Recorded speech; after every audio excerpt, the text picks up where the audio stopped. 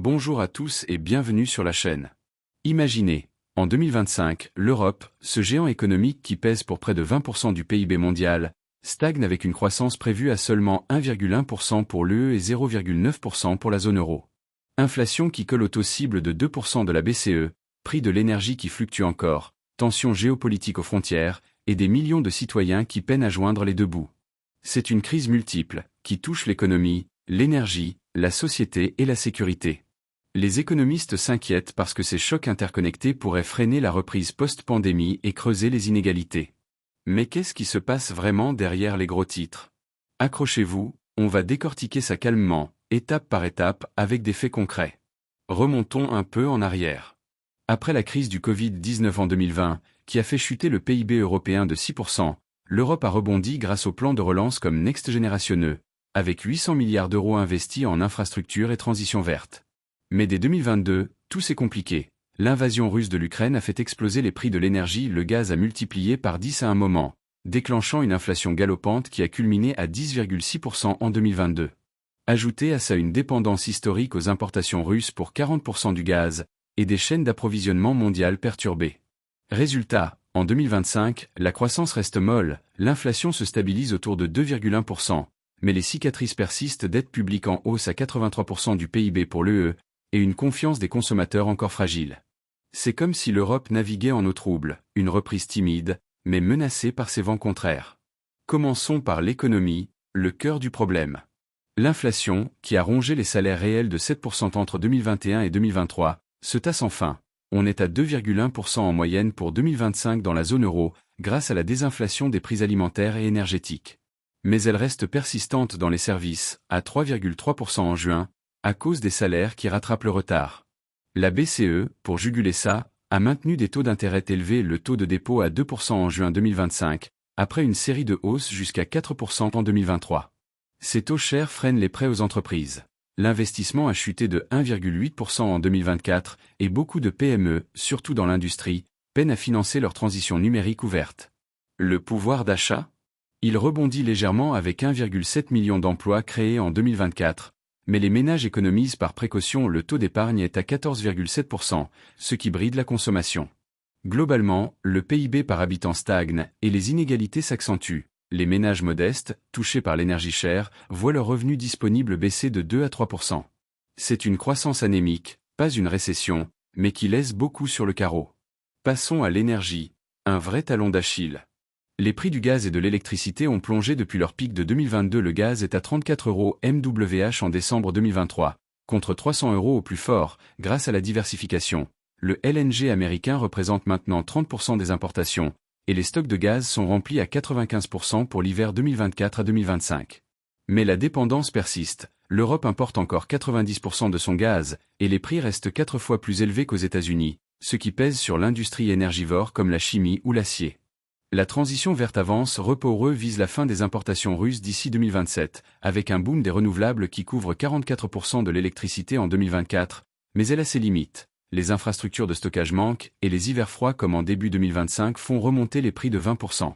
Résultat, une consommation de gaz en baisse de 19% depuis 2022, grâce à l'efficacité énergétique et aux pompes à chaleur, mais des usines qui ferment temporairement et des factures ménages encore gonflées de 20 à 30% par rapport à 2021. C'est une crise qui s'apaise, mais qui expose la vulnérabilité structurelle de l'Europe. Sur le front géopolitique, c'est tendu aux portes de l'Europe. La guerre en Ukraine, qui dure depuis 2022, continue d'alimenter l'instabilité. La Russie contrôle encore 18% du territoire ukrainien, et les négociations butent sur les garanties de sécurité. L'Europe a fourni plus de 100 milliards d'euros d'aide à Kiev, mais les tensions avec Moscou, sanctions qui coûtent 0,5% de PIB par an, en fragilisent les partenariats. Les exportations vers la Russie ont chuté de 90%, et la Chine, vue comme un contrepoids, pose des risques avec ses subventions industrielles qui inondent le marché européen. L'impact sur les marchés? Volatilité des matières premières et une sécurité accrue. L'OTAN vise 2% du PIB en défense pour 23 pays en 2025, mais ça divise, l'Allemagne hésite, la France pousse pour une autonomie européenne. C'est une Europe qui se réarme mentalement, mais où l'incertitude freine les investissements étrangers de 10% depuis 2022. Ces pressions se traduisent sur le terrain social. Le chômage est bas, à 5,8% en janvier 2025, un record, avec 75,8% d'emplois dans l'UE. Mais la précarité grimpe, 93,3 millions de personnes, soit 21% de la population, sont à risque de pauvreté ou exclusion sociale en 2024, en hausse pour les enfants et les femmes. L'énergie chère et l'inflation ont creusé les écarts, 11,7% de sous-emploi caché, et des files d'attente pour les banques alimentaires qui s'allongent. Le mécontentement bouillonne. En France, 40% des gens voudraient revoir les gilets jaunes pour les prix. En Allemagne et en Pologne, 70% craignent des troubles sociaux. Les jeunes, avec 14,6% de chômage, et les migrants peinent à s'intégrer. C'est une société résiliente, mais où la colère monte face à un État-providence sous tension.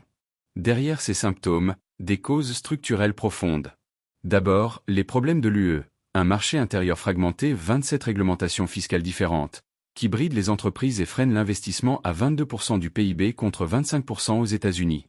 Le vieillissement de la population est un tsunami. La population active passera de 64% à 58% d'ici 2040, avec un ratio de dépendance qui monte à 32,7%. En Italie, l'âge médian est à 49 ans, et la fertilité à 1,21 enfants par femme. Ça pèse sur les retraites et la santé, avec des dépenses sociales qui pourraient grignoter 2% de croissance par an. Les dépendances industrielles ? L'Europe importe 56% de son énergie et 90% de ses puces. La Chine domine les batteries et les terres rares. Et le retard technologique. L'UE investit 5 fois moins en R&D Tech que les États-Unis, 2 milliards contre 100, manquant la révolution IA. Résultat, une productivité en berne à plus 0,5% par an contre 1,5% aux US. Ces faiblesses structurelles rendent l'Europe vulnérable aux chocs externes. Les médias parlent beaucoup des prix du gaz ou des taux de la BCE, mais passent sous silence les interconnexions. L'inflation énergétique alimente la précarité sociale, qui booste les tensions géopolitiques via les élections populistes. Un point rarement abordé, le vieillissement n'est pas juste un problème démographique, c'est un frein à l'innovation, les seniors épargnent plus, investissent moins, et les jeunes manquent de mobilité. Ou encore, le retard tech. L'Europe excelle en recherche, cette Nobel en IA récemment, mais rate le scaling up à cause de régulations trop strictes, comme le RGPD qui bride les datas pour l'IA. Et les inégalités régionales, l'Est et le Sud vieillissent plus vite, creusant un fossé avec le Nord.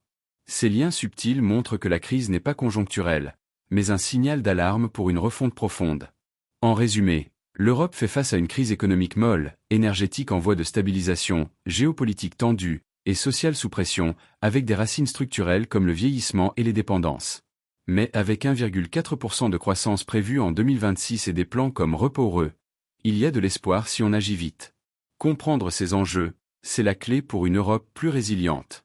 Les perspectives ? Une transition verte et numérique ambitieuse, avec plus de cohésion sociale. L'Europe a surmonté pire. C'est le moment de miser sur l'unité pour un avenir durable. Si cette analyse vous a éclairé, likez, commentez et abonnez-vous pour plus d'explications claires sur l'actualité européenne. Dites-moi, quelle crise vous inquiète le plus ? À bientôt.